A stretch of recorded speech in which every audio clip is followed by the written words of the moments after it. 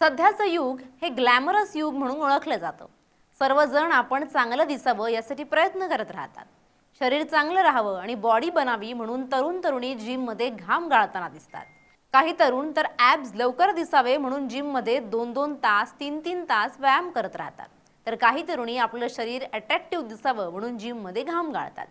आपल्या वजनापेक्षा जास्त वजन उचलताना दिसतात। बॉडी लवकर बनावी म्हणून गरजेपेक्षा जास्त वजन उचलणं आणि बाहेरून बॉडी सप्लिमेंट घेणं हे शरीरासाठी खूपच घातक ठरतंय। आतापर्यंत काही जणांना अतिव्यायाम केल्यानंतर आपला जीव गमवावा लागलाय। अतिव्यायाम करणाऱ्यांना हार्ट अटॅकचा धोका देखील वाढलाय। कमी वयातच काही सेलिब्रिटींना हार्ट अटॅक आला असून त्यांना आपला जीव गमवावा लागलाय। आता नागपूरमधील एका तरुणाला देखील जिममध्ये खूप वेळ व्यायाम करत राहणं खूप महागात पडलंय। जिममध्ये व्यायाम करायला जाताना अनेक जण protein supplement, creatine, BCAA, pre workout, mass gainer, multivitamins आणि ओमेगा 3 अशा प्रकारचे सप्लिमेंट्स घेतात। सप्लिमेंट घेतल्यानंतर बॉडी काही वेळ एनर्जीने भरलेली असते, त्यामुळे कितीही व्यायाम केला थकवा आल्यासारखं वाटतच नाही। तसंच जवळ जिम ट्रेनर नसला तर योग्य पद्धतीने व्यायाम केले जात नाहीत। अनेक तरुण आपले ॲब्स लवकर यावे म्हणून मोठ्या प्रमाणावर डंबेल्स उचलतात। इतर साहित्य सप्लिमेंट घेतल्यानंतर उचलून जोपर्यंत घाम येत नाही तोपर्यंत व्यायाम करत राहतात। त्यामुळे शरीराच्या गरजेपेक्षा व्यायाम होतो आणि ते शरीरासाठी घातक ठरतात। अनेक जण आपल्या वजनापेक्षा जास्त वजन उचलतात आणि त्यांच्या शरीरातील रक्तवाहिन्या फाटतात। त्यामुळे त्यांना अस्वस्थ वाटतं आणि जास्त वजनामुळे हृदयावर परिणाम होऊन हार्ट अटॅकही येतो। आता नागपूरमध्ये अतिव्यायामामुळे एका 23 वर्षीय तरुणाची मेंदूतील रक्तवाहिनी फाटली। पण ही घटना घडली कशी आणि यामागचं कारण काय आहे हे आपण या व्हिडिओतून पाहणार आहोत। 10 एप्रिल रोजी ओम भोयर हा 23 वर्षाचा तरुण जिममध्ये अनेक तास व्यायाम करून घरी परतला। काही वेळानं त्याचं डोकं दुखायला लागलं आणि त्याला उलटी झाली। त्यानंतर त्याला अस्वस्थ वाटू लागलं। मात्र काही वेळातच तो अचानक बेशुद्ध पडला। सुदैवानं त्याची आई आरती भोयर या स्वतः नर्स असल्यामुळे त्यांनी प्रसंगावधान राखून हा पॅरालिसिसचा अटॅक असल्याचं ओळखलं आणि तातडीनं डॉक्टरांशी संपर्क साधला।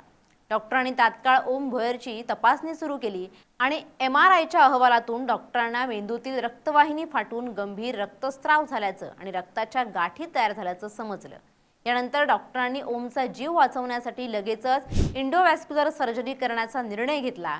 त्यांनी मेकॅनिकल थ्रोम्बेक्टॉमी या आधुनिक तंत्राचा वापर केला। यामध्ये रुग्णाच्या पायात एक छोटंसं छिद्र करून कॅथेटरच्या सहाय्यानं डॉक्टर थेट मेंदूच्या रक्तवाहिन्यांपर्यंत पोहोचतात।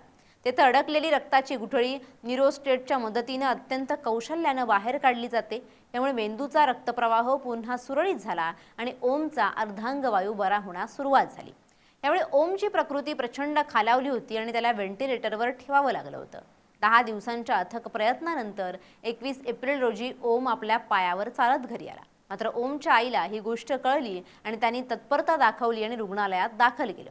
त्यामुळे आज मृत्यूच्या दाढेतून परत आलाय। मात्र प्रत्येक वेळी ओमच्या जवळ जशी आई होती तशी सर्वांच्या जवळ आई राहील असं नाही। त्यामुळे जिममध्ये व्यायाम करताना जास्तीत जास्त 1 तास व्यायाम करावा, तेही जिम ट्रेनरच्या देखरेखीखाली।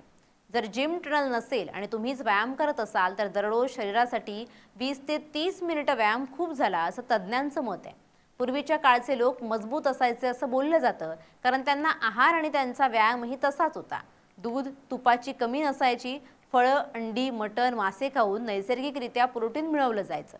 मात्र पावडरचे डब्बे आले, त्यातून लोक प्रोटीन खाऊ लागले। त्या प्रोटीनमुळे बनलेली बॉडी काही दिवस चांगली राहते, चांगली दिसते, मात्र त्याचे लॉंग टर्म बॅड इफेक्ट्स भोगावे लागतात। अशी ही अनेक उदाहरणं समोर आली आहेत। त्यामुळे बॉडी बनवा, व्यायाम करा, पण तो नैसर्गिक पद्धतीनं। Bureau report, LS Marathi.